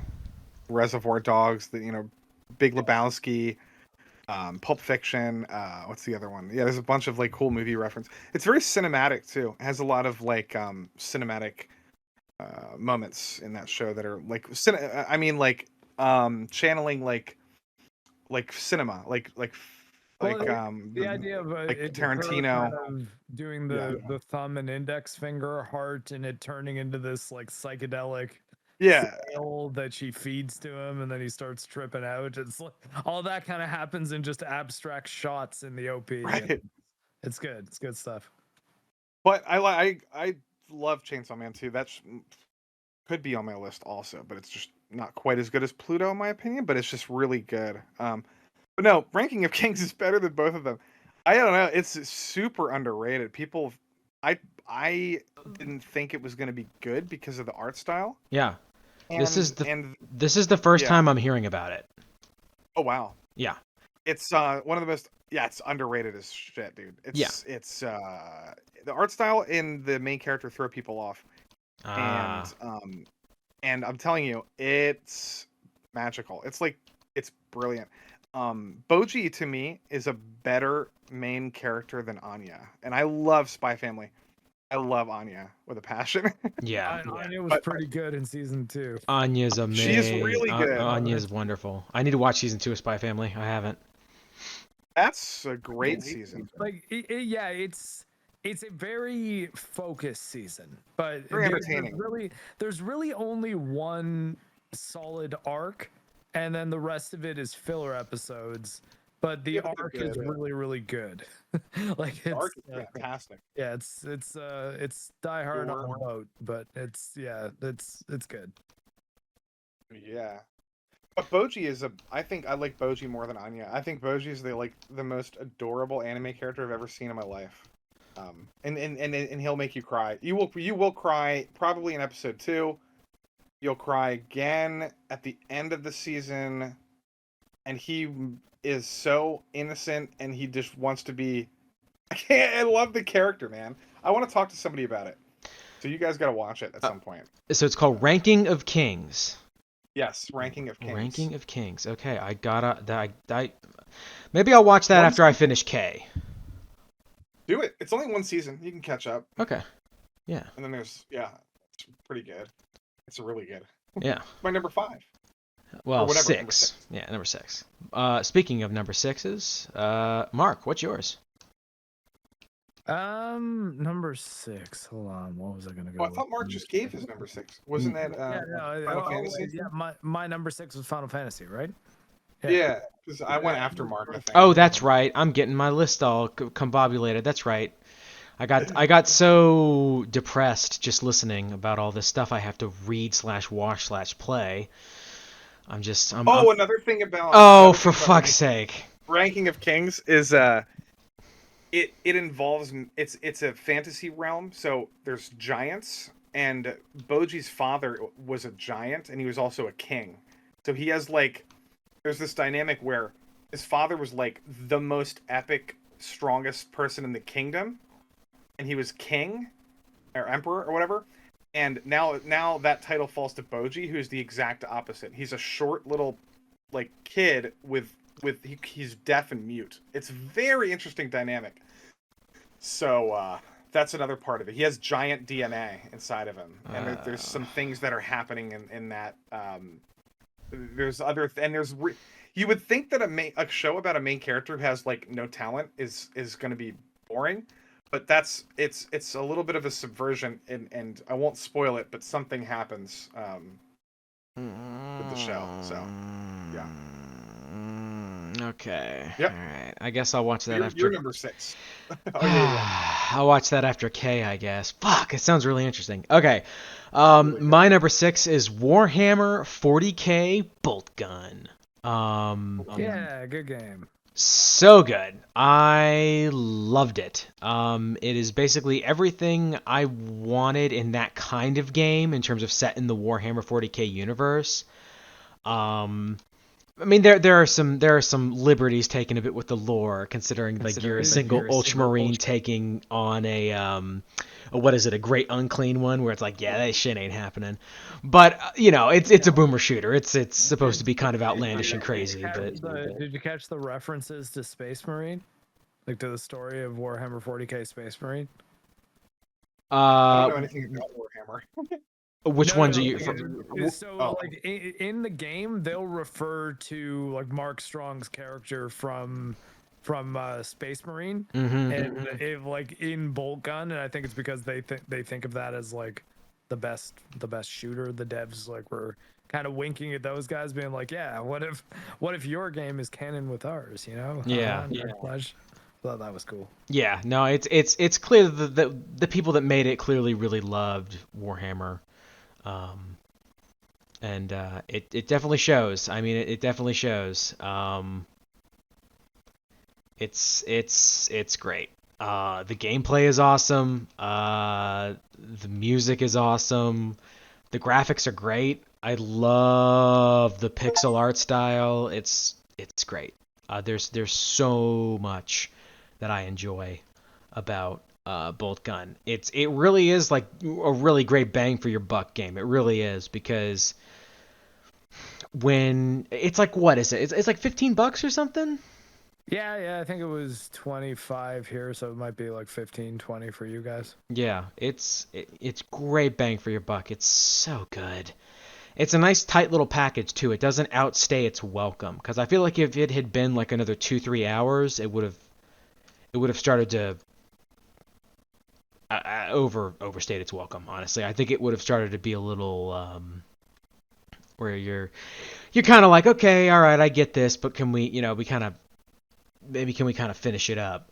So I like that it's not too long, but it's also not too short. It's a great runtime. It's like, what would you say to complete on like middle difficulty? Like 10 hours, give or 10 take? hours, yeah, I'd say. Yeah, which is great. Nice tight little package, doesn't waste your time, and it's great gameplay. It's definitely a top shelf boomer shooter for sure, and I cannot recommend it enough. I highly recommend Warhammer 40k Bolt Gun. It has pretty much everything you want in a boomer shooter, honestly, because that's really the main thing when it comes to boomer shooters. Like, I just want like good gameplay and good music. Like, those are the two main things that make a great boomer shooter, honestly. Because like when you think about Doom, when you think about Quake, it's like it's good gameplay and it's got good music. You know, it's just like it's got a good vibe to it, I guess you'd say. Wrath Aeon of Ruin is a good one that just came out. It has both of those things. It's made in the original Quake engine. Really? It came out last week in 1.0. Really? I need to check that one out. Yeah. I didn't even know that was a thing. Interesting. Yeah, no, I went through it a few different times actually. I think I replayed it two or three times to get some more achievements and stuff for it. I'll probably go back through at some point and excuse me. Goodness gracious, sorry. Probably go through it again at some point, do some more achievement hunting. That's another game I need to get back into is the Master Chief Collection, Halo Master Chief Collection, because I was doing achievement hunting on that for a good month or so, and I got like 300 achievements or something on that game, but it has like 700, so there's like so many to get.